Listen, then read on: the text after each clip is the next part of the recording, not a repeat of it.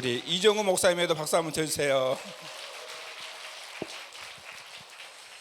기도드리겠습니다.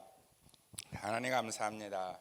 우리를 사랑하여 주시고 이 새벽을 깨워주시고 이 새벽에 하나님 앞에 나올 수 있는 은혜 주시면 감사합니다. 우리 한 걸음 한 걸음이 은혜임을 고백합니다.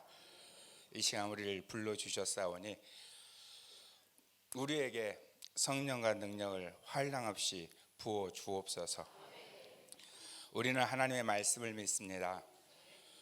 말씀대로 역사하여 주옵소서. 이 시간 우리 184차 성일 참석 모든 분들 위해 우리 기쁨의 교회 위에 예수 그리스도의 보배는 피를 뿌리고 바르고 뒀습니다. 성령 하나님 임재해 주시고 천국선사 군대로 파견하셔서 모든 악에서 지키시고 보호하여 주시옵소서. 오직 성령님만 역사해 주시고 말씀대로 이루어 주옵소서. 감사하고 예수님의 이름으로 기도합니다. 아멘. 아멘. 하나님께서 우리 모두를 사랑하여 주시고 지금 이 시간 우리 모두 함께 해주신 줄 믿습니다. 하나님의 말씀을 먼저 보겠습니다. 사도행전 3장 14절 15절입니다. 우리 같이 읽을까요? 너희가 거룩하고 의로운 일을 거부하고 도리어 살인한 사람을 놓아 주기를 구하여 생명의 주를 죽였도다. 그러나 하나님이 죽은 자 가운데서 그를 살리셨으니 우리가 이 일의 증인이라. 아멘. 아멘. 저는 저의 오랜 신앙생활 속에서 또 목회를 하면서 저의 목회에 있어서 터닝 포인트가 되는 것은 기쁨의 교회 치유대성회를 참석한 이후부터가 되어집니다. 저는 99년도에 이제 전도사로서 사역을 시작하고 저희 교단은 순복음 교단입니다. 그래서 순복음의 영성을 가지고 있었고 특히 제가 기쁨의 교회를 치유대성회를 오기 전까지 제가 실제적으로 제가 스스로 어떤 집회를 찾아가 본 적이 없습니다.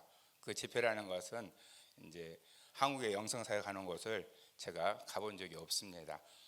부교육자 생활을 8년 동안 했었고, 그리고 이제 제가 개척교회 2대 목사로 오게 되어졌는데, 저를 아주 잘 아는 목사님이 또 저에게 우리 순복음하고 좀 전도가 맞다 해서 알파라는 것을 가르쳐 주고 저에게 참여를 해서 거기를 가본 적이 있고, 그리고 제가 부교육자로 했을 때 거의 개척을 준비하고 있는 그 시기에 저에게 HIM 컨퍼런스 주강사였던 목사님이 제가 부교육자를 섬겼던 교회에 강사로 오셨어서 제가 그 다음에 이제 2007년도에 서울을 오게 되어졌는데, 그때 이제 HIM 컨퍼런스를 매번 2번 했을 때 찾아가는 거, 그거 외에는 없습니다. 제가 성령을 사모하지 않아서 가지 않은 게 아니고, 왜 찾아가지 않았냐면 말 그대로 저희가 알고 있는 영성이에요. 그 영성은 무엇이냐면 하나님에게 직접 받는 거.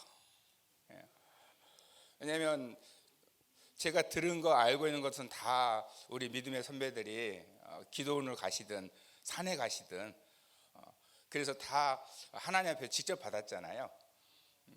그래서 제가 이제 담임 목사로 나오면서 정말 더 성령의 은혜를 사모하다 보니까 좀 집중해서 기도해야 되겠다라는 생각이 들어서 제 친구 목사님에게 산기도 좀 같이 가자 해서 우리 다 제가 소울이니까 삼각산을 가려고 계획을 세웠어요. 그래서 산기도를 가기 위한 준비 기도를 교회에서 하고 있었습니다. 그래서 막 기도하고 있는 중에 그거죠, 이제 다른 기도가 아니고 이번에 하나님 내가 결단하면서 산기도를 하려고 하니까 정말 성령의 능력을 부어주시라고 이렇게 기도하면서 준비하고 있는데, 갑자기 제 마음속에 무슨 생각이 들었냐면, 지금은 이게 하나님의 음성인지 알았지만 그때는 전혀 하나님의 음성에 대해서 몰랐을 때예요. 제 마음속에 무슨 생각이 드냐면, 너가 성령의 능력을 받아서 또 그 성령의 능력이 나타나기 원하는 것이 어디냐 이런 생각이 들더라고요. 그러니까 성령과 능력을 내가 받아서 나타나기 원하는 곳이 어디냐? 어디일까요? 당연히 교회죠. 그리고 어떤 교회? 여러분 내 교회란 말을 쓰시네요. 그건 틀린 말 아닌가요?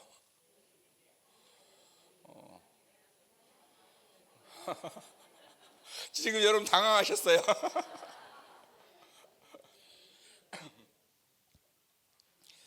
제가 갑자기 이 말씀을 왜 드리냐면 제가 이제 지금 산소만 교회 이대 목사인데 그곳을 가려고 했을 때 그곳이 어떤 곳인지 전혀 알지 못하고 하나님이 가라면 가겠다. 제가 계획한 곳이 있었거든요.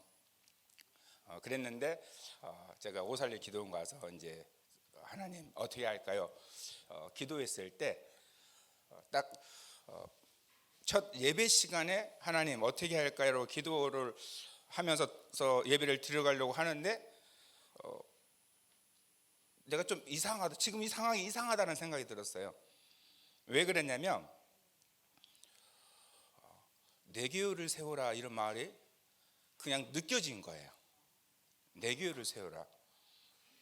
그래서 예배를 이제 찬양 시작하기 전이었기 때문에 예배를 준비하면서 기도를 했었거든요. 그래서 이거 이상하다라는 생각을 했어요. 왜냐하면 저는 단 한 번도 내 교회라는 말을 해본 적이 없거든요. 우리 교회라고 얘기를 하지. 교회는 하나님의 것이고 하나님의 주인이잖아요. 그래서 내 교회라는 말을 해본 적이 없어요. 그래서 이게 지금 왜 갑자기 내 교회라는 말이 나왔지? 하나님이 나보고 가라는 거구나. 가서 하나님의 교회에 내 교회를 세우라는 거구나. 그리고 제가 지금 삼성교회 담임 목사로 있는 거예요. 그래서 여러분들 갑자기 내 교회라고 말씀하셔가지고 네, 우리 교회에 내가 지금 목회하고 있는 그 자리에 하나님 나타나기를 원하는 그런 마음이 들었어요. 그래서 제가 산기도를 안 갔어요.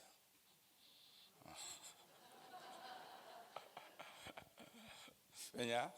정말 내가 원하는 것은 우리 교회, 우리 산소만 교회 하나님이 나타나기 원하는 거였으니까.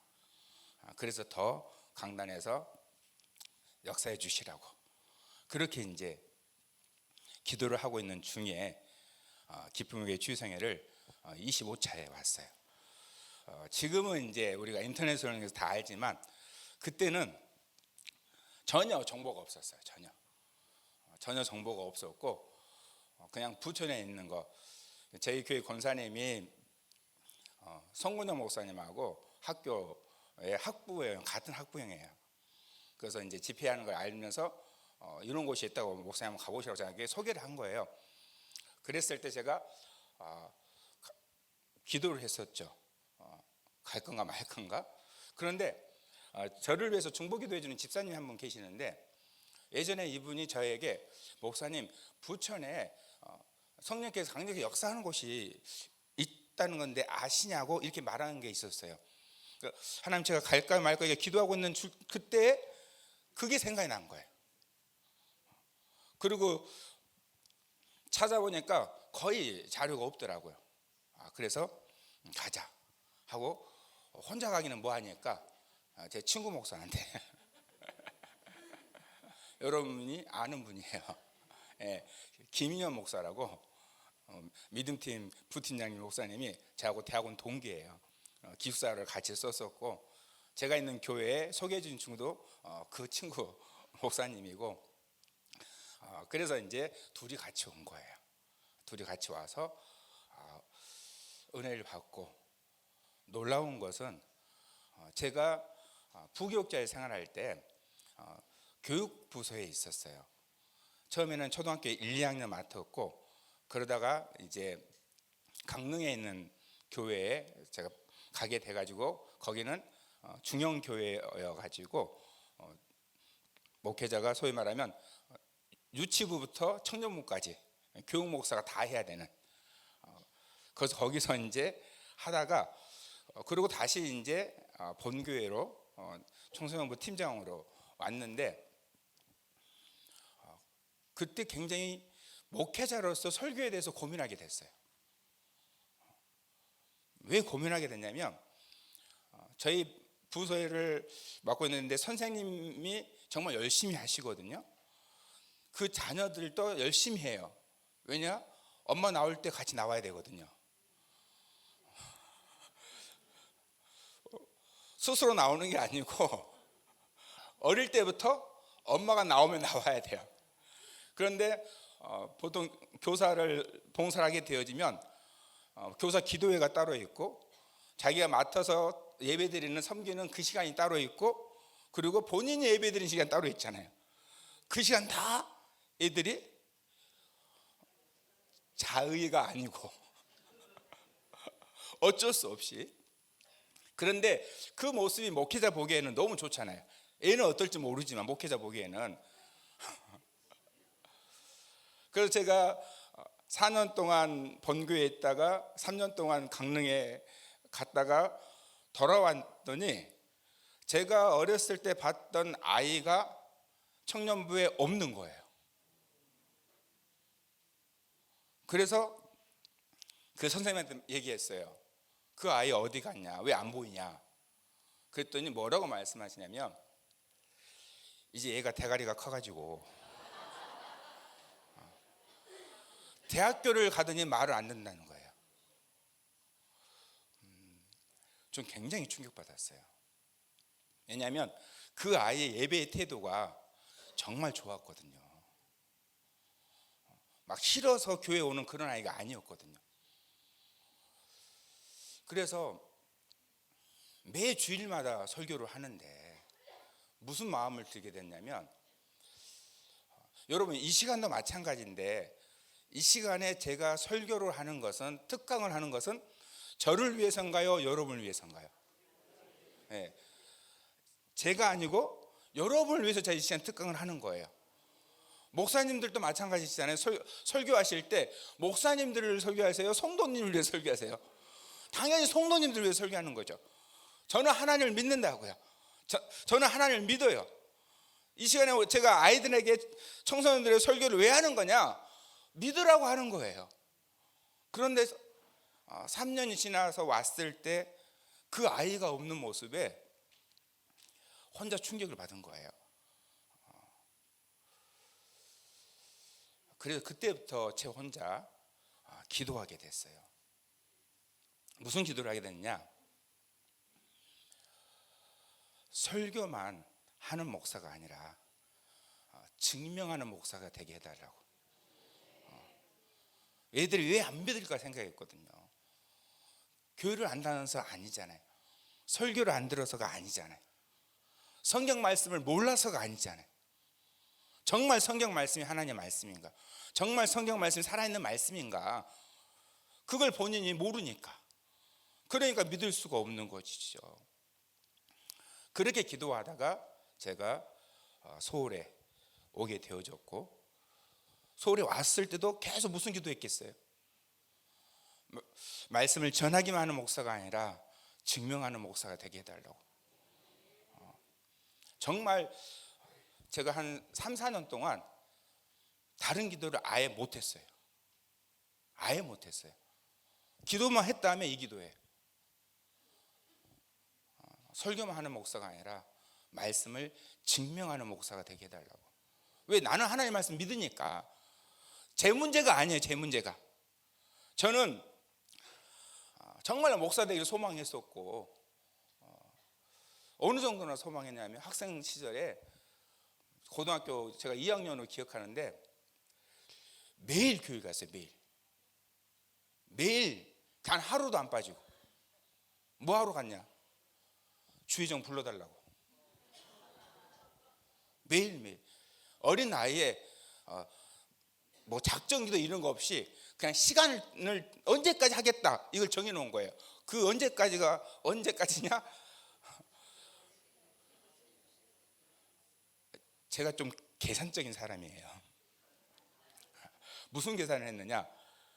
하나님 안 불러주면 딴 일 해야 되잖아요. 그렇잖아요. 마냥 기다릴 수가 없어요. 뭘 해야죠. 제가 고등학교 2학년 때라고 말씀드렸잖아요. 그래서 무슨 생각을 했냐? 하나님이 만약에 안 불러주시면 그때 목사님들 잘 가르쳐 주셔야 돼. 얇은 길로 들어가지고 주의종이 되고 싶다고 되는 게 아니래요. 하나님이 불러야 된대. 그래서 제가 1년 동안 교회 가서 기도한 거예요. 불러달라고. 근데 하나님 안 불러주시면 딴 거 해야 되니까. 그래서 딴 건 뭐 할까? 그러면 장로를 해야 되겠다.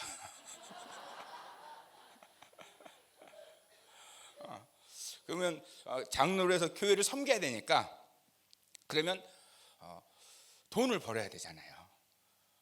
그래서 어떻게 할 거냐? 그럼 대학을 가야지. 그 대학을 가려면 뭐 해야 됩니까? 공부를 해야죠. 저는 공부 안 했거든요. 시험 기간 외에는 공부를 해본 적이 없어요. 저희 아버지가 공부하라고 한 적도 없어요. 그래서 언제까지 정해놨느냐? 고3 되면 자율학습 시키잖아요. 그래서 제가 기억하기로는 고3 되기 바로 전에, 보통 3월달 개학인데 제가 다니는 학교는 봄방학 때부터 학교를 나오게 했어요. 그래서 제가 정한 날짜가 언제냐? 봄방학 그때까지예요. 근데 하나님이 불러줬을까요? 안 불러줬을까요? 안 불러줬어요. 그래서 고3 때 조금 공부를 해서 그럼 무슨 과를 갈까 고민을 했죠. 좀 물어봐야 되는데 그냥 세상 이렇게 고등학생의 생각으로 경영학과를 가면 돈 버는 줄 알고 그냥 경영학과 간 거예요. 그러고 난 뒤에 이제 대학을 갔는데 원하는 게 아니잖아요. 학교 공부가 재밌겠습니까? 하나도 재미없죠. 그래서 열심히 놀았죠. 교회만 섬기고. 지금은 취업이 어렵지만 제가 다닐 때는 대학만 나오면 사실 다 취업을 할 수 있었거든요. 그래서 취업을 앞두고 있는 시점에서 이제 저희 집에서 저만 대학을 나왔어요. 8남매의 막내인데. 저희 집에 모든 희망이 누구에게 있겠어요? 근데 제가 취직하기가 너무 싫은 거예요. 그럼 뭐 하겠어요? 기도하죠. 무슨 기도? 그렇죠. 불러달라고. 나 헛된 일 하면서 썩어진 거 하면서 살다가 죽고 싶지 않다. 이왕 죽는 거 잘 죽고 싶다. 그러다가 이제 저희 순복음이니까 청년인 금식기도회가 있거든요. 오살리 청년인 금식기도회 가서 거기서 이제 계속 금식하면서 떼 쓰는 거죠. 불러달라고. 불러주셨을까요? 안 불러주셨을까요? 예, 그때 불러주셨어요. 그래서 하나님한테 따졌어요. 왜 이제 부르냐고. 근데 그때 하나님이 제 마음속에 주셨던 것을 제가 잊어버리지도 않아요. 그때 하나님께서 저에게 주셨던 게 뭐냐면, 나는 네가 자원하기를 원했다. 그 당시에 이제 목회가 어려워지게 하는 시기니까, 제가 대학원 9호학번이거든요. 목회가 한국교회가 이제 정체되어 있는 시기잖아요. 근데 사람들이 어렵다고 얘기하는데 너는 나를 위해서 자원하기를 원했다 이러시더라고요. 그러면 은혜가 돼야 되잖아요. 그때 제가 그랬어요. 진짜 그렇게 말씀하시지?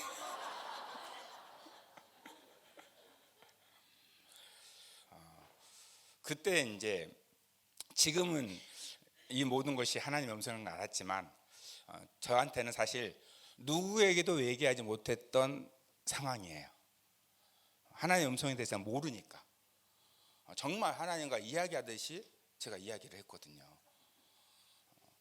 다 설교 끝나고 통성으로 기도할 때, 그리고 제가 그때 하나님께서 저에게 한 가지 또 말씀해 주신 게 있었어요. 그게 뭐냐면 이 단위에 네가 쓸 거다. 기도원 단위에 네가 쓸 거다. 제가 작년에 섰잖아요. 그리고 그때 제가 청년 금식 기도에 갔을 때 강사가 누구였냐? 강사가 작년 기도원 원장이었던 김원철 목사님이었어요. 30년 만에. 옆에 분하고 이렇게 인사합시다. 하나님의 말씀이 이루어집니다.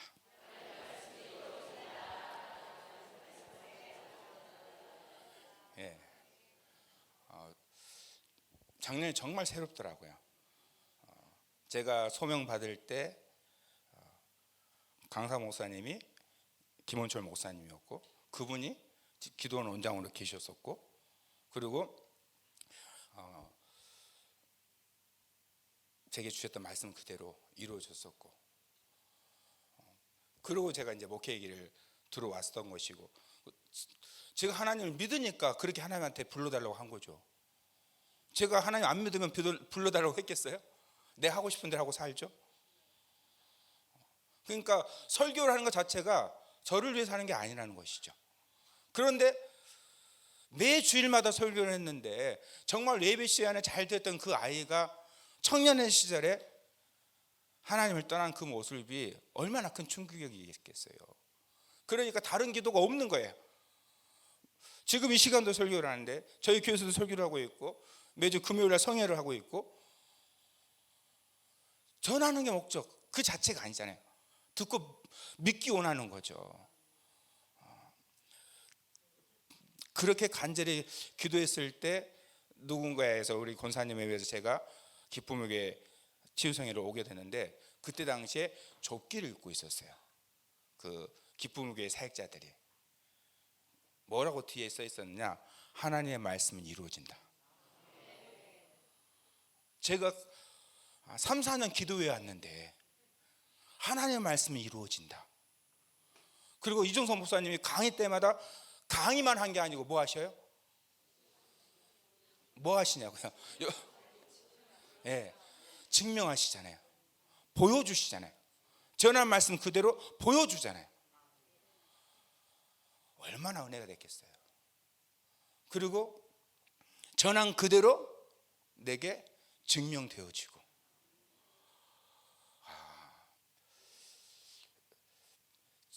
여러분들 이제 우리 사역자들 힘드시죠? 막 이런 얘기 하잖아요. 여러분들도 힘들다 이렇게 얘기하시잖아요. 솔직하게 제 마음을 얘기할게요. 여러분은 하나도 안 힘든 거예요. 옆 분들에 얘기하세요. 안 힘들대요.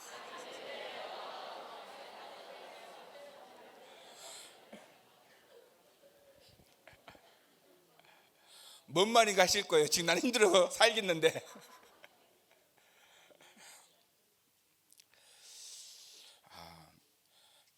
저하고 제 친구 목사님하고 성에서 은혜 받고 그때 당시도 지하였기 때문에 씻는 곳이 없었어요. 화장실 하나에서 다 씻었어요. 그래서 모든 사람을 어디서 만나느냐? 화장실 앞에서 만나요. 그래서 이제 기쁨의 교회에서 찜질방을 50% 후원을 해가지고 찜질방에서 다 자고 씻고 했었어요. 집회 끝나고 이제 찜질방 가요. 찜질방 가서 씻었어요. 씻은 다음에 잠을 자잖아요. 잠을 안 자고 나왔어요. 나와서 친구 목사하고 둘이 같이 편의점에서 빵하고 우유 사서 벤치에 앉아서 빵하고 우유를 먹고, 그리고 다시 교회 왔어요. 뭐 했단 소리예요, 이 소리가? 아니에요. 잠도 안 자고 뭐 했단 소리예요? 그날 집회 밤샜단 소리예요. 아직 이해를 못 하신 분이 계시네.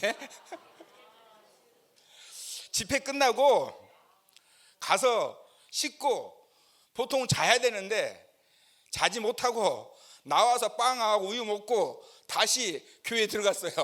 집회 시작 시간이라서. 이제 이해되시죠? 아, 내가 편한 거구나. 아, 근데 너무 행복하더라고요. 왜 행복했겠어요? 네. 은혜 받은 게 맞아요. 근데 더 중요한 게 뭐냐면 제가 3, 4년 기도했던 거 그걸 보고 있으니까. 그리고 더 중요한 거 내게 이루어지고 있으니까.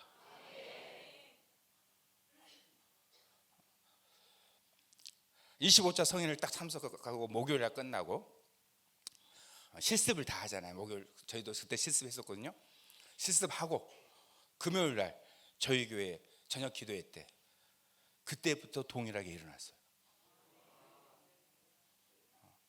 정말로 너무나 감사한 거예요. 그러니까 뭐만 기다리느냐. 옆에 한 번 더 얘기합시다. 당신 복 받으셨어요.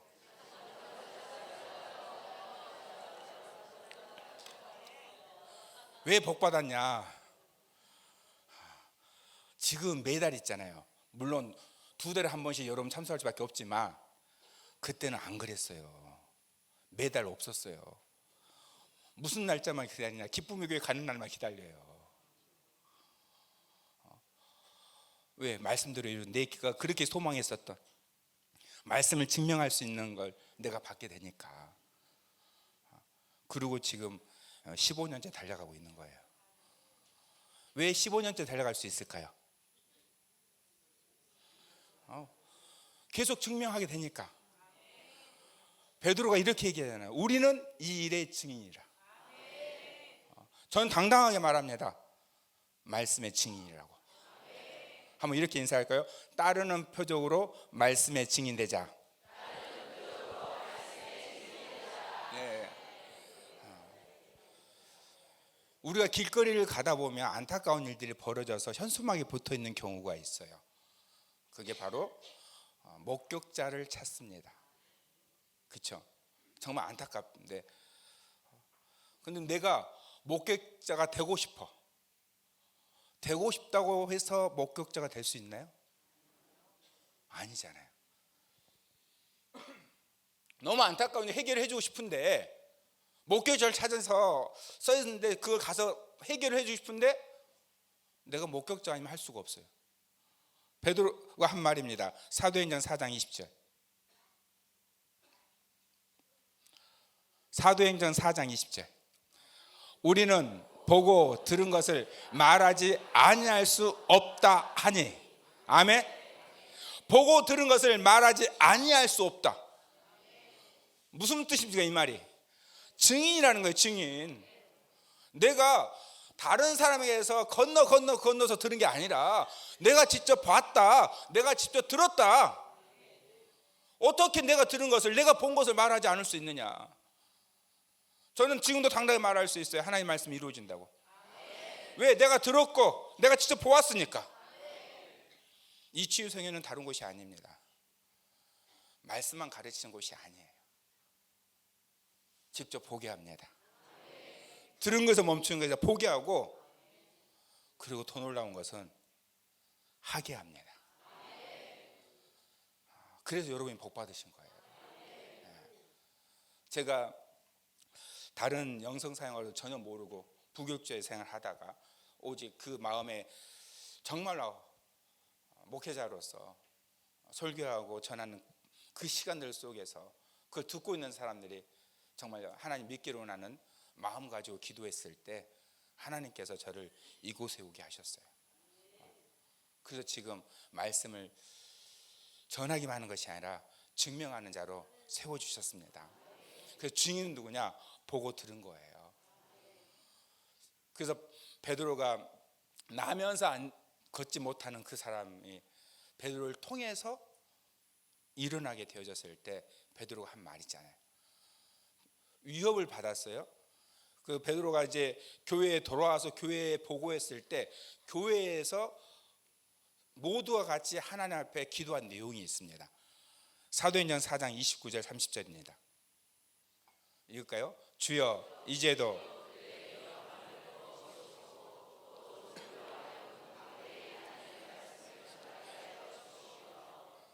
담대히 전하게 하시고 30절 손을 내밀어 병을 낫게 하시옵고 표적과 기사가 거룩한 종 예수의 이름으로 이루어지게 하옵소서 하더라. 아멘. 아멘. 손을 내밀어서 병을 낫게 해달라는 거예요. 표적과 기사가 예수의 이름으로 이루어지게 해달라고. 우리에게는 무엇이 있습니까? 예수가 있잖아요. 교회가 한 기도입니다. 손을 내밀어 낫게 하시고 표적과 기사가 예수의 이름으로 이루어지게 해달라고. 정말로 우리의 삶 가운데 이루어져야 돼요. 우리가 할 수 있는 게 아니잖아요. 내가 하는 게 아니잖아요. 사실 우리의 가장 큰 실패는 어디에 있느냐? 내가 하려고 하는 거예요. 사역도 마찬가지예요. 신앙생활도 마찬가지예요. 제가 생각하는 신앙의 나이가 있어요.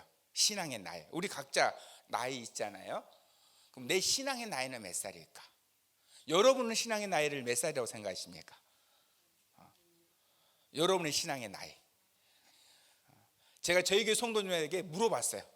여러분들은 신앙의 나이가 몇 살이라고 생각하십니까? 그랬더니 한 분이 자기는 10살쯤 된대요. 그래서 제가 생각하는 저의 신앙의 나이를 얘기했어요. 저의 신앙의 나이. 그 말 했더니 전부 다 자기의 나이를 바꿨어요.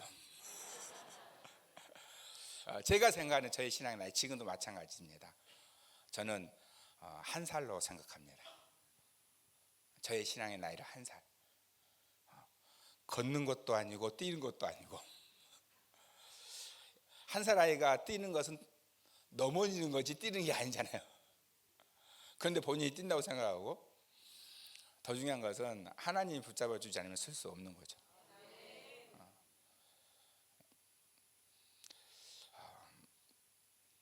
우리가 교만한 이유가 어디에 있습니까? 자기 자신을 그렇게 생각하기 때문입니다. 내가 교만해야지 하고 교만하는 사람은 없습니다. 그런데 교만해요. 그게 나와요. 왜냐? 자기를 그렇게 생각하니까 그래요. 제가 제 신앙의 나이를 1살이라고 생각하기 때문에 교만할 수가 없는 거죠. 하나님 붙잡아주지 않으면 쓸 수 없으니까. 하나님 붙잡아주지 않으면 쓸 수 없으니까 항상 누굴 붙잡아야 돼요? 하나님 붙잡아야 돼요. 내 능력으로 하는 게 아니니까 항상 누굴 붙잡아야 돼요? 예수님 붙잡아야 돼요. 항상 누굴 말해야 돼요? 예수님 말해야 돼요. 항상 간절히 소망하는 게 뭐겠어요? 하나님 얘기했다가 틀렸으니까 말 못하시는 거죠? 성령님이죠. 항상 구하는 건 성령이에요. 그래서 우리의 신앙은 삶의 일체 하나님에 의해서 움직여지는 거예요. 교회의 기도가 뭐냐? 예수의 이름으로 이루어지게 해달라고. 우리가 하는 일은 다른 일은 아니에요. 우리의 일이 아니에요. 신앙생활도 우리의 일이 아니에요. 하나님의 일이에요. 그래서 하나님의 일이 이루어지게 해달라는 거예요. 그래서 정말로 우리 모두는 어떤 사람이 되어야 되느냐? 말씀의 증인이 되어야 합니다. 내가 믿고 있는 말씀, 이 말씀은 실제라는 것, 이 말씀대로 된다라는 걸 담대히 전할 수 있어야 돼요. 저는 이 자리에 쓴 게 사실 하나님께서 정말로 하나하나 가르쳐줘서 인도해 주셔서 이 자리에 있는 거예요. 저는 약간 고집이 있어서 좀 이렇게 곁길로 잘 안 가요. 좀 한 우물을 파는 성격이에요. 그래서 제가 원래 교육 목회를 꿈꾸고 준비했었어요. 그래서 대학원 다닐 때 선택 과목을 들을 경우에 제가 듣는 모든 과목은 성서학하고 교육학이었어요. 상담이라든지 실천 시간이나 이런 것 저는 기본만 듣고 다른 거 아예 안 들었어요. 그리고 제가 이제 부목 목회자 했을 때도 제 담임 목사님께서 저보고 이제 목사가 되었으니까 교구로 나가라라고 얘기했을 때 제가 저는 교육부서에 있고 싶다고, 그리고 부교육자를 마칠 때까지 제가 교육부서에 있었어요. 제가 강의를 할 수 있는 그 과목이 아마 20개가 넘을 거예요. 계속 그거 준비해 왔었던 사람이에요. 정말로 성령님을 사모하는데 정말 목회자로서 목사로서 말씀을 전했을 때 그 말씀 듣기를 소망하는 마음에서 말씀이 이루어지는 것을 기도를 해온 것은 당연한 거였었는데, 그러나 제 모든 것은 교육 목회였어요. 어느 정도나 제가 고집이 있었냐면, 이게 막 저희 교회에 부목사로 있을 때 정말로 전 세계에서 가장 유명한 부흥운동 일으키는 목사님이 오셨어요. 목회자들이 성도들이 이렇게 쓰러지면 막 받아주는 그 일을 했거든요. 근데 성도들이 다 안수받고 난 뒤에 저랑 함께 받고 있던 목사님들 또 전사님들이 그분들에게 안수받았어요. 저는 안 받았어요. 왜 쓰러지냐고. 저의 기본 영성, 하나님께 받아야지.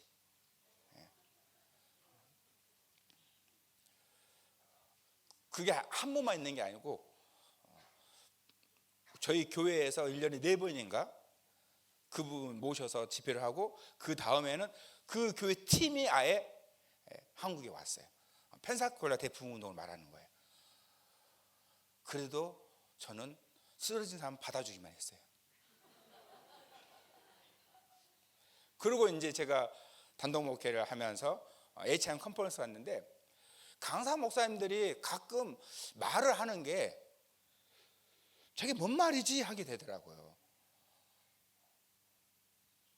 그게 무슨 말이냐면, 자기는 누구에게 임파테이션 받았다,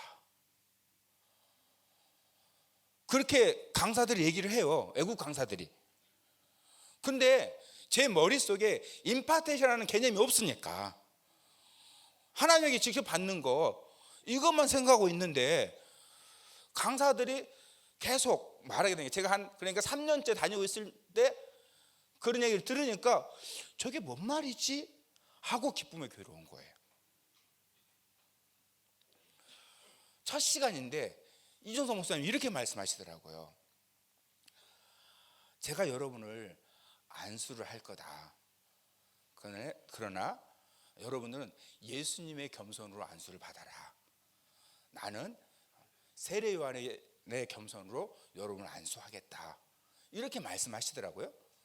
그리고 설교 끝나고 난 뒤에 안수할 때 뭐라고 또 말씀하시냐면, 성령 하나님께 내게 부어주신 것을 내가 여러분에게 안수할 때 여러분이, 나는 여러분에게 내게 있는 하나님 내게 부어준 것을 여러분에게 다 가도록 안수를 할 테니까 여러분은 다 받는다는 것을 믿고 받아라 그러더라고요.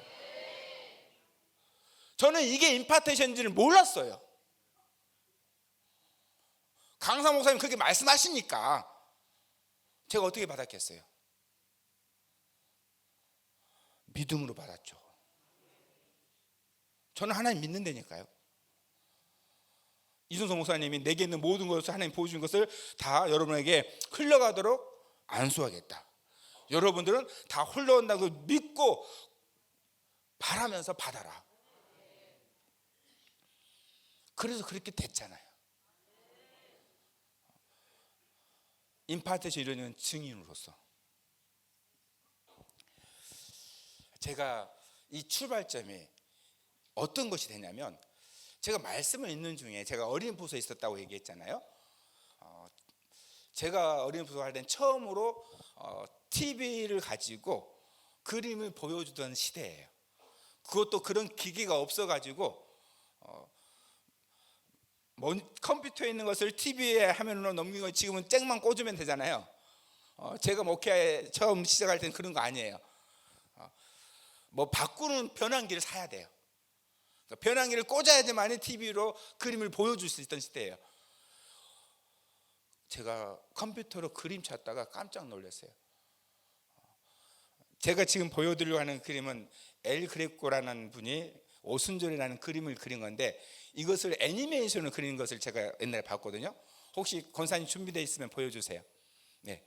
자, 이 그림에 이게 1600년경에 실제 그 엘 그레코라는 분이 오순절을 그린 거예요. 저는 사도행전 2장 1절에서 4절 말씀을 가지고 항상 설교했었고 기도했었던 사람이거든요. 자, 보셨나요? 다시 보여주시면 보여주세요. 예. 그림을 잘 보시면 지금 사람들 위에 뭐가 있어요? 불이 있죠. 각 사람들 위에. 제가 이 그림을 보고요, 한참을 생각했어요. 아, 이랬겠구나. 오순절날 이랬겠구나.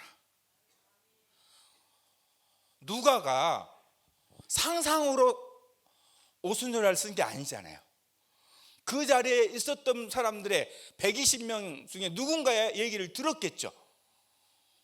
그래서 쓴 것이고, 사실 이 사도행전 2장 오순절 사건 믿지만 제 머릿속에 어떤 상황이었을까 생각해 본 적이 없어요. 그런데 실제 이런 그림이었다는 것이죠. 그 상황이. 그래서 제가 하나님 앞에 이 그림을 보고 기도하기 시작했어요. 무슨 기도를 하기 시작했냐? 하나님, 저는 하나님의 말씀을 믿습니다. 말씀대로 지금도 이루어진다는 것을 믿습니다. 보여주세요. 오순절날 하늘로부터 강하고 급한 바람 같은 소리가 해서 불의 같이 갈라진 것이 각 사람의 이마에 있었던 것처럼 그것을 보여주세요. 제가 이 기도를 생각날 때마다 했어요. 그러다가 제가 연도까지도 기억을 합니다. 2004년도에 제가 저희 강릉에 갔을 때, 강릉에 청소년들 데리고, 강릉이 동해잖아요. 본교회 수양관이 강화에 있어요. 동해 끝에서 서해 끝까지 애들 데리고 와가지고 애들에게 하나님 성령이 임해달라고 간절히 눈을 감고 기도하고 있는데, 정말로 여러분, 선명하게 우리 아이들 머리 위에 있는 불꽃이 보이는 거예요. 너무나 신기한 거예요. 저는 눈을 감고 기도하고 있어요. 눈을 감고 성령님, 우리 아이들에게 성령이 임해달라고 간절히 기도하고 있는데, 나는 기도하는데 보여요. 이 감격을 제가 말로 표현할 수가 없어요. 아, 하나님의 말씀은 실제구나. 그래서 더 간절히 기도하게 된 거예요. 그때가 2004년도고 제가 우리 아이들이 정말 믿을까 고민한 건 2006년도고, 그 2006년도부터 2010년도까지 계속 말씀을 증명하는 목회를 하게 되려고, 그리고 이곳에 온 거예요. 저는 이 자리에 정말로 여러분 모두가 제가 이렇게 말씀을 증명한다고 이야기했을 때 여러분도 할 수 있게 되길 주님의 이름으로 축복합니다. 이종성 목사님을 통해서 그분이 전한 그대로, 그분이 저에게 부어주셨던 그분 안에 있는 것들을 다 흘러간다, 흘러보내겠다, 믿음으로 받아라, 그 말 믿고 제가 했을 때 한 번 참석하고부터 됐어요. 제가 기준이 아니에요. 사람의 기준이 아니에요. 말씀이 기준입니다. 하나님의 말씀이 기준이에요. 사람에 의해서 되는 게 아니라고요. 예수의 이름으로 이루어지게 해달라고 기도한 거예요. 예수의 이름으로 이루어질 수밖에 없으니까. 그래서 저는 정말로 여러분 모두가 하나님의 이 말씀이 내게 이루어졌습니다, 이렇게 전할 수 있게 되길 주님의 이름으로 축복합니다.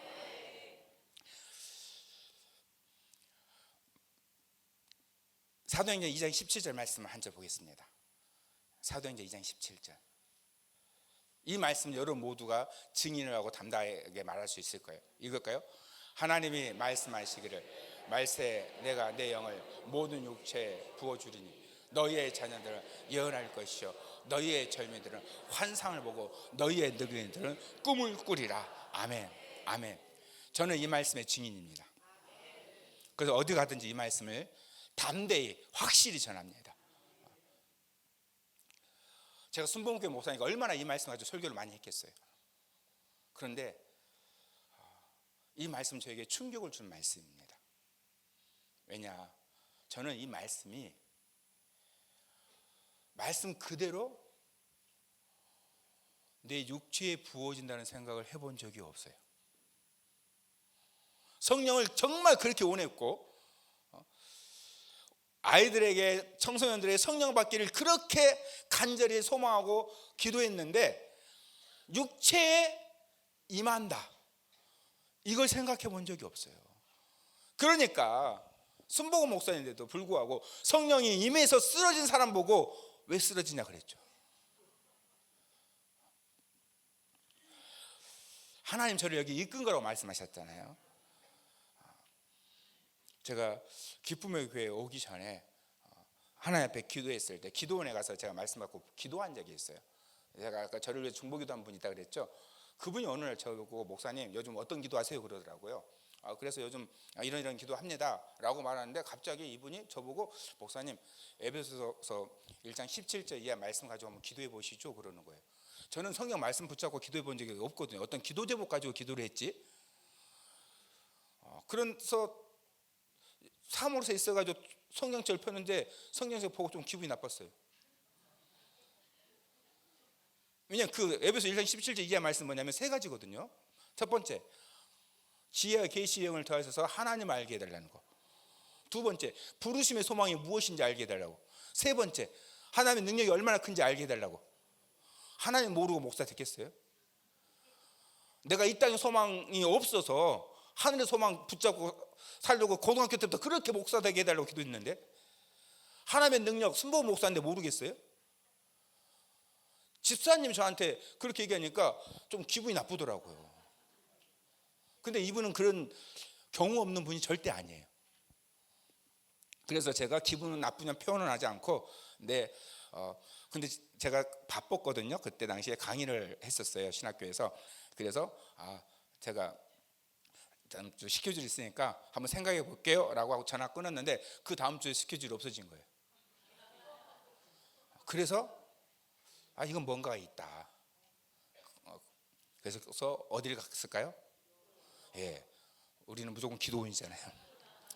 기도원을 갔죠. 근데 힘들더라고요. 다른 때는 어떤 기도 제목이 있으니까 간절히 기도하잖아요. 그날은 기도 제목이 간절하지 않아요. 왜? 하나님 아니까. 부르심의 소망이 무엇인지 아니까. 하나님의 능력 믿으니까. 근데 하는 거예요. 또 하던 대로 어디 가서 하느냐, 기도를 들어가가지고.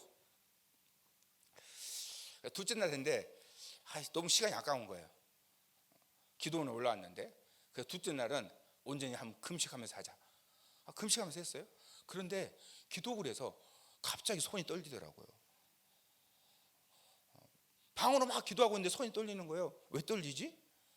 깜짝 놀랐어요. 멈춰지더라고요. 그 시기가 제가 말씀드렸듯이 말씀을 증명하는 목회를 하고 해달라는 그 시기예요. 또 세 가지, 하나님을 알게 해주시고 부름의 소망을 알게 해주시고 능력을 알게 해달라고 기도하고, 제가 하나님 기도하면 사실 그때는 방언으로만 기도할 때거든요. 할렐루야 하면 손을 떨기 시작하는 거예요. 기도 그래서 혼자. 정상이에요, 아니에요? 무서울까요, 안 무서울까요?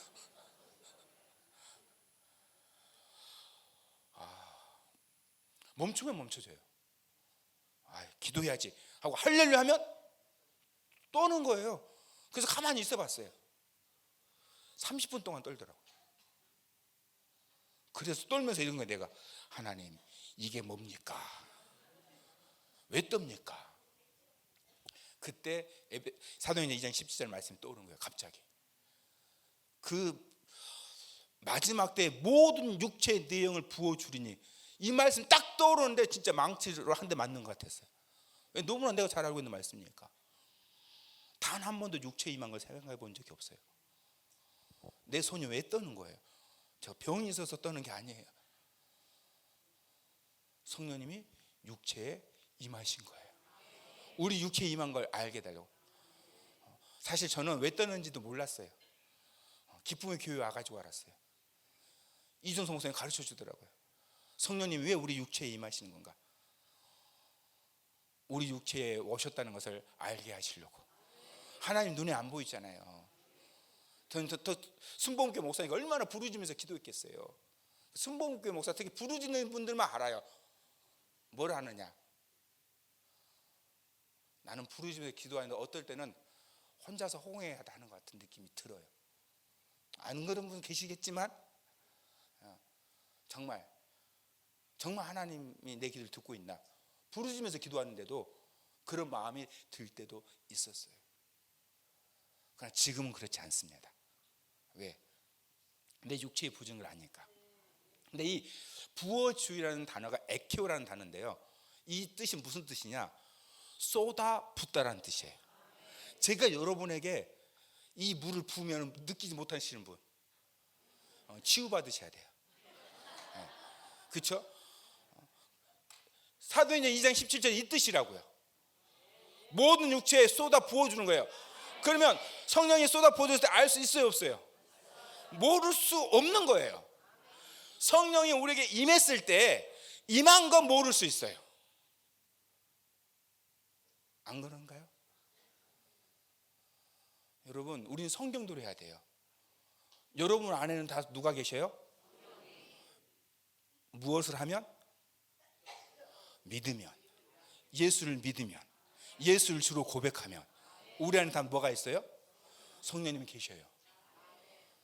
그러나 모를 수 있다는 거죠. 내 안에 계셔도. 그러나 사도행전 2장의 오순절 성령님께서 우리 가운데 임하실 때는 모를 수가 없는 게 정상이에요. 왜? 쏟아부어 주니까. 그래서 건강한 제가 손을 30분 동안 떠는 거예요. 그걸 기쁨의 교회 와서 그 이유를 아니까 손 떠는 게 얼마나 행복해요. 성령님 내게 오신 건데, 내가 그렇게 소망했던 성령님 오시는 건데, 그래서 이제 당당하게 가서도 말할 수 있는 거죠. 사도행전 2장 17절 그대로 이루어진다고. 어디를 가든지 성령이 쏟아 부어 주시니까. 그래서 말씀의 증인으로 하게 되어지잖아요. 예수님의 치유 사역도 우리에게 아주 중요한 정보를 주는 게 있어요. 마가복음 8장 22절입니다. 벳세다의 이름에 사람들이 맹인 한 사람을 데리고 예수께 나와 손대기를 구하는, 맹인 한 사람인데 손대기를 구해요.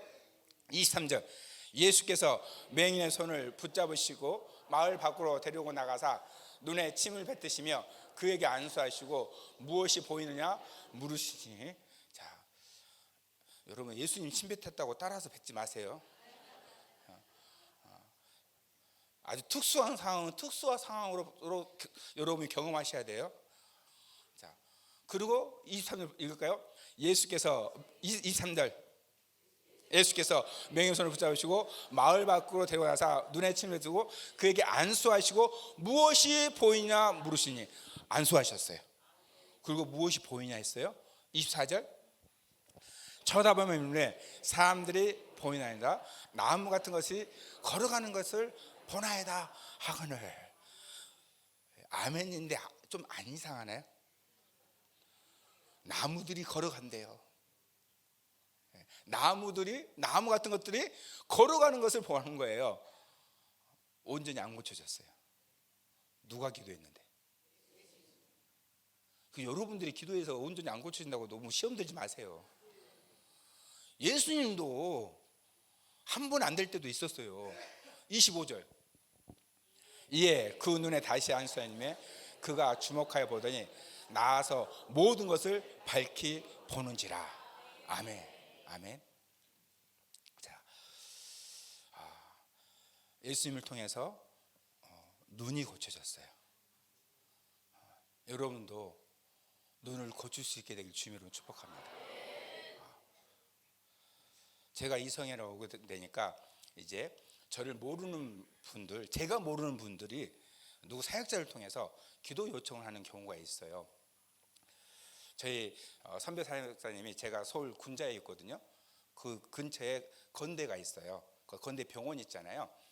그러니까 그분은 상계에 계시는데 건대 병원에 입원해 있는 수술한 자매에 만나서 기도 좀 해두라고 부탁을 하셔서, 저희 교회에서 2정거장밖에 안 되거든요. 그래서 수술 전은 부담스럽지만 수술 후는 부담이 없죠. 그래서 아무 부담 없이 모르는 사람이지만 갔어요. 갔더니 권사님이라고 얘기했는데 권사님 딸이더라고요. 그래서 권사님이 저를 만나러 왔는데 수술 끝나고 이제 입원해 있다는, 회복실에 있고 일반 병실에 있는데 권사님 저를 보자 뭐라고 말씀하시냐면 종양이 있어서 종양을 제거를 했는데 이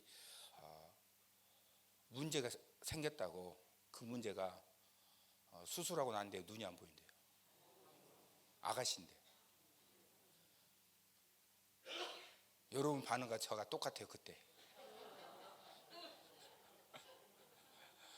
가볍게 왔는데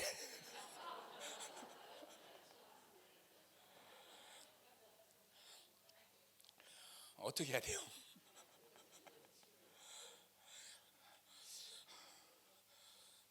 사람이 마음의 준비라는 게 있잖아요. 우리가 또 기도하러 갈 때도 좀 병이 너무 위독하다 하면 가면서 계속 기도하면서 가잖아요. 그래서 수술 끝났는데 잘 회복하게 해달라고 기도해달라고 해서 아주 가벼운 마음으로 와서 만났는데 주여.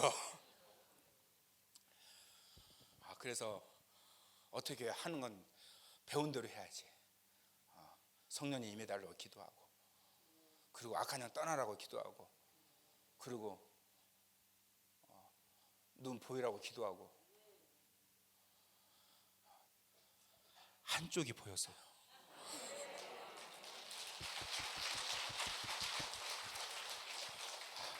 손가락 보이냐니까 보인대요. 여러분이 놀라는 것처럼 저도 놀랐어요. 근데 한쪽만 보인 이유를 내가 알았어요. 내가 속으로 생각했어요. 하나님 왜 두 쪽 다 보여줘야지. 이 자매가 믿음이 없어요. 권사님 딸인데 믿음이 없어요. 그래서 제가 기도했을 때 왜 하나님 한쪽이 안 보여줬을까요? 왜 하나님은 한쪽만 고치는 분이 아니잖아요. 무슨 이유가 있지 않을까? 이종성 목사님 가르쳐 주는 거 있잖아요. 하나님의 특별한 뜻이 있을 거라고. 인생은 해석이니까.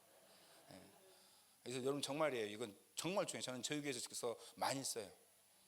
인생은 해석이라고. 그러니까 하나님의 생각으로 해석하셔야 돼요. 사단이 준 생각이 아니에요.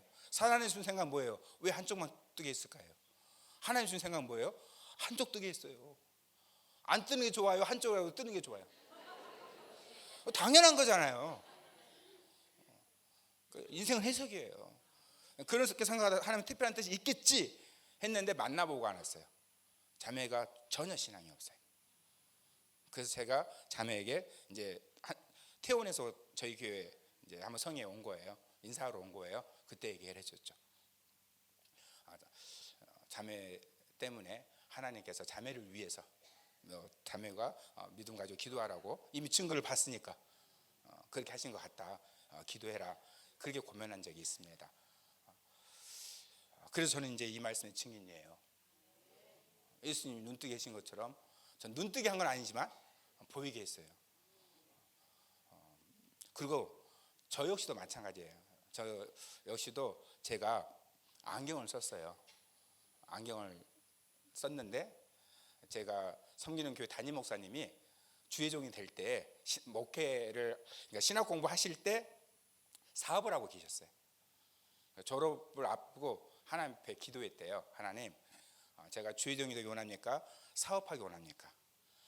주의종이 되기 원하신다면 제 시력을 고쳐주세요. 안경을 안 쓰게 해주시면 이게 내가 사업을 접고 주의종 하라는 뜻으로 알겠습니다. 그러셨대요. 담임 목사님이라고 말씀드렸죠? 그러면 눈 고쳐진 거 안 고친 거예요? 고쳐졌어요. 그것을 교회 목회자들 조회 예배 때 말씀하셨어요. 그 말씀 딱 듣는 순간 제가 뭐라고 했을까요? 네, 내게도. 간절히 기도는 안 했어요. 그렇게 나쁜 건 아니라서 불편할 뿐이지. 근데 생각날 때마다 기도했어요. 생각날 때마다. 제가 기억하기에 아마 10년째 됐을 때 제가 이렇게 기도했는데 좀 보이기 시작하더라고요. 그래서 안성 사랑의 소양관 다른 세미나 때문에 갔다가 저녁 시간이 있어서 책 보고 기도하고 그랬는데 뭐가 보이는 것 같아요. 그래서 안경을 이제 끝나고 갈 때 안경을 안 쓰고 운전하고 집에를 갔어요. 집에 가서 주차장에 파킹하고 제일 먼저 어디를 갔냐? 안경원에 갔어요. 시력제로. 시력을 딱 쟀더니 아저씨가 그러는 거예요. 사장님은 좀 애매하다. 안경을 쓰기도 뭐하고 안 쓰기도 뭐하다. 제 얼굴이 어땠을까요? 할렐루야죠. 안경을 썼던 사람인데. 그래서 안 썼어요. 안 썼는데 저희 교회 앞에 모니터가 있었거든요. 모니터에 글씨가 안 보이는 거예요. 찬양을 해야 되는데 모니터에 글씨가 안 보이니까 찬양을 못 하겠는 거예요. 그래서 또 기도했죠. 하나님, 안 쓰는 건 너무 좋은데 그래도 글씨는 보여야 되지 않겠습니까? 그 다음부터 글씨가 보이는 거예요. 이 말씀 그대로예요. 그러니까 제가 무슨 생각하냐면 예수님이 우리를 위해서 이렇게 하신 거구나. 한 방에 끝낼 수 있는 분인데 뭐가 보이냐 하고서 사람들이 보이고 나무 같은 것도 지나가는 거 보이고 완전히 안 고쳐주고 그 다음에 두 번째 기도 가지고 완전히 고쳐줬잖아요. 포기하지 말라고. 여러분, 실제 이게 굉장히 중요해요. 많은 사람들이요, 제가 이렇게 사역을 하면서 고침받는 이런 분들 보니까 많은 분들이 조금 좋아지면 별로 안 기뻐해요. 기도해주고 난 뒤에 확인하거든요. 어떻습니까? 막 웃으면서 조금 좋아졌어요 이런 분 제가 못 봤어요. 대부분 좀 깨름직해. 조금 편해진 것 같아요. 아니, 조금이라도 편해진 게 좋아요, 안 편해진 게 좋아요? 더 중요한 게 있어요. 더 중요한 거 하나님이 하셨어요, 안 하셨어요? 지금 하고 있는 중이에요, 아니에요? 하나님이 일하고 계시잖아요. 하나님이 나타나고 계시잖아요. 그럼 기뻐해야지. 내 문제에 쌓여 있어가지고, 내 육신에 쌓여 있어가지고 완전히 치유 안 됐다고 너무나 낭망하시는 거예요. 그래서 저는 사역을 할 때, 특히 치유기도 할 때는 오래 기도 안 합니다. 왜냐? 내가 하는 게 아니니까. 여러분, 하루 종일 기도하나 1분 기도하나 역사는 하나님이 하시는 거예요. 예. 그러니까 저는 정말 오래 안 해요. 그거 물어봐요. 지금 어떠냐? 지금 어떠냐? 하나님께서 선명하게 하셔요. 제가 오늘은 간증을 많이 하려고 갖고 왔는데 끝날 시간 다 됐어요.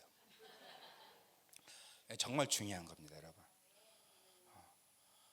하나하나 하나님께서 우리에게 원하시는 건 뭐냐? 믿음이에요.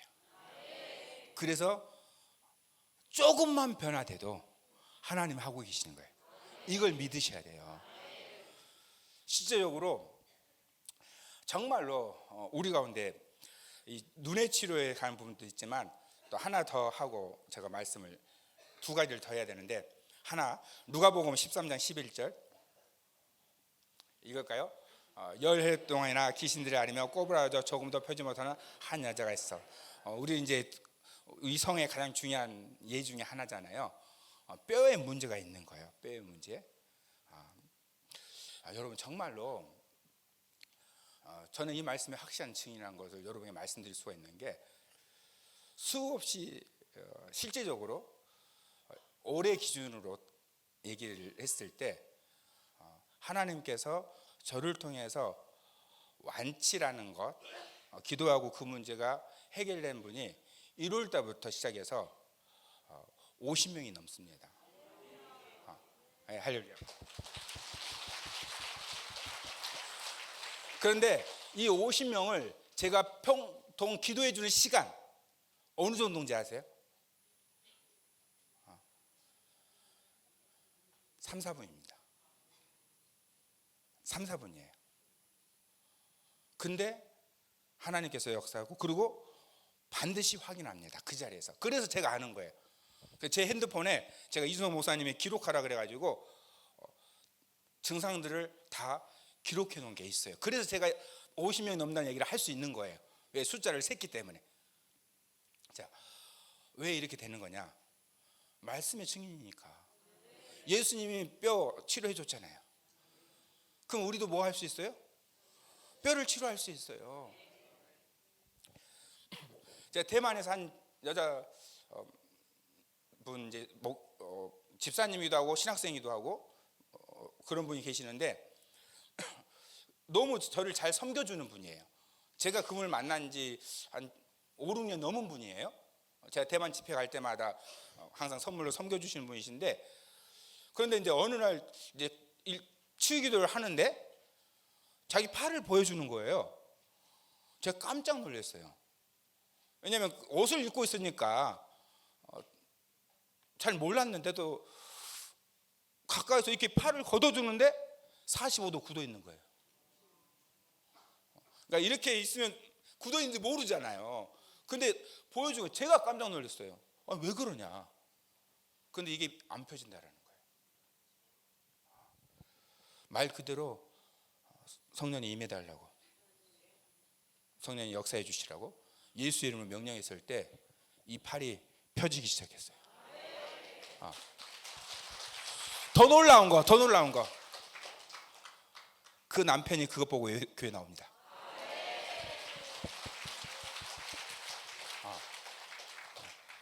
그 자리에서 제가 그렇게 할 수 있는 이유가 뭐예요?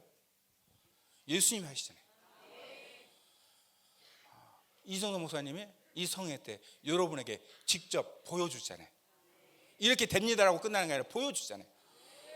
저도 하나님의 말씀 믿고 이 현장에서 내가 직접 받고 그분의 가지고 있는 하나님께 주신 능력을 내게 매 시간마다 안수하면서 부어주시고, 안 되는 게 특별한 은혜가 있는 거예요. 되는 게 정상이에요. 왜? 하나님의 말씀이 이루어지니까.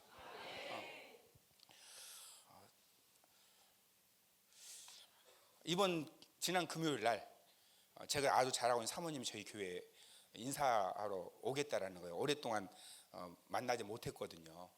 그래서 그 아이가 이제 7살인데 그 아이 이름도 제가 지어줬어요. 그러니까 아주 특별한 관계거든요. 삼천포에 살고 있어서 이제 일하고 있다가 못 만났는데 오겠다 해서 와라 하고 만났는데, 얘기를 들어봤더니 직장에서 일하다가 사고 나가지고 죽을 뻔했다는 거예요. 갈비뼈가 다 부러지고 꼬리뼈까지 부러졌다는 거예요. 그래서 지금 이제 산재 본받아서 갈비뼈는 다 붙었고 꼬리뼈도 붙었다는 거예요. 근데 이제 저희 이제 성회 끝나고 각자 1:1 치유기도 해드리는데, 그때 이제 기도받아 왔어요. 그래서 어디 기도해 줄까요? 그랬더니 꼬리뼈 좀 기도해 달라는 거예요. 그래서 이제 꼬리뼈니까 제가 손을 댈 수 없어서 제 아내에게 아내 보고 손을 대라고 저는 명령하면서 기도했어요. 꼬리뼈는 깨끗하게 치유되라고. 그런데 진짜 2분인가 밖에 기도 안 한 것 같은데 나았대요. 근데 제가 이 간증을 왜 하는 거냐면 제가 너무 놀라서예요. 왜냐, 사고 난 지 5개월인가 지냈어요. 그러니까 꼬리뼈 붙었을까요, 안 붙었을까요? 아니에요. 5개월 지났으니까 뼈가 붙었어요 이미. 근데 통증이 있는 거예요. 왜 통증이 있을까요? 잘못 붙은 거예요. 그러니까 책상 다리를 못 해요. 붙었는데 잘못 붙어가지고. 그래서 제가 여기가 금요일인데 주일날 예배드리고 내려가겠다고 얘기해가지고 토요일날 제가 아이 짜장면 좋아한다고 짜장면 산다고 오라 그랬어요. 왔는데 저한테 그때 얘기하는 거예요. 기도 받을 때 무슨 일이 있었느냐, 잘못 붙은 뼈가 맞춰진 걸 경험했대요. 그걸 느꼈대요. 너무 놀라운 거죠. 이게 치유되는 걸 많이 봤지만 이미 붙어진 뼈도 하나님께서 맞춰주더라는 거예요. 마지막 한 말씀만 더 볼게요. 사도행전 19장 11절. 사도행전 19장 11절 읽을까요? 12절 그냥 한 절 바로 볼게요. 심지어 사람들이 바울의 몸에서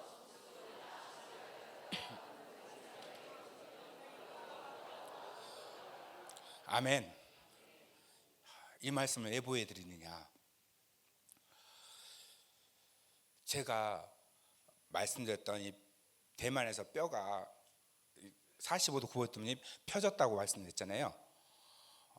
이분이 제가 한국 오기 전에 수건을 하나 가져오시더라고요. 저는 굉장히 이성적인 사람이라고 말씀드렸죠. 그래서 이분이 수건을 왜 가져오시나 했더니 통영 목사님이 뭐라고 하시냐면 저보고 그 수건 기도해 달래요.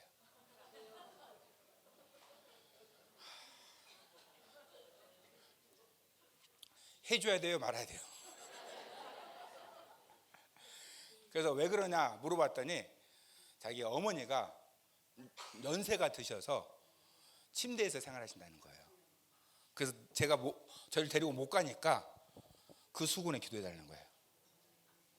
참 별일도 다 있죠.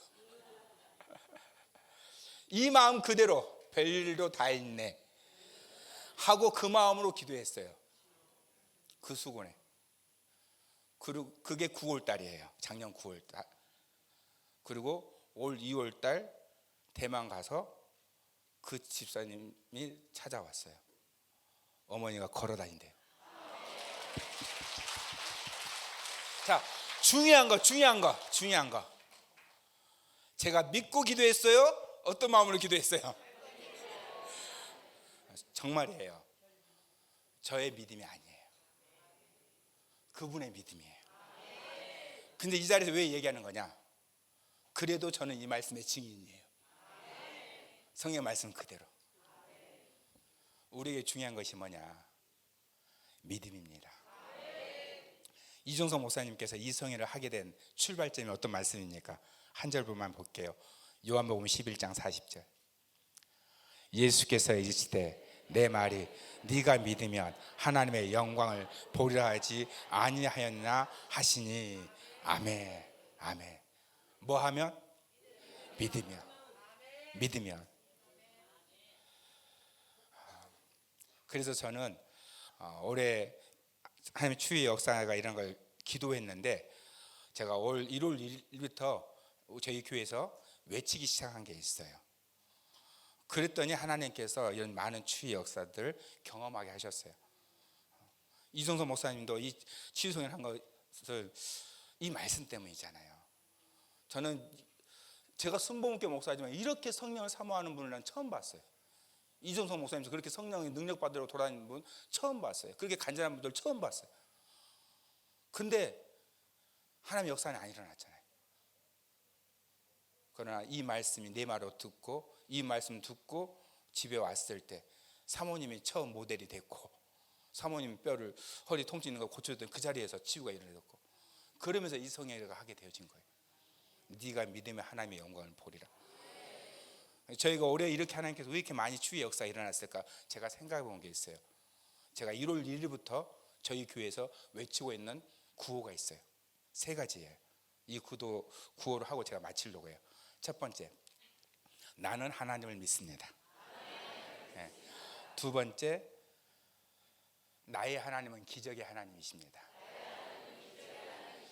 세 번째, 그러므로 나의 삶에 기적이 일어납니다. 우리 이 말씀 믿음으로 한번 외칠까요? 제가 먼저 선창할게요. 나는 하나님을 믿습니다. 나의 하나님은 기적의 하나님이십니다.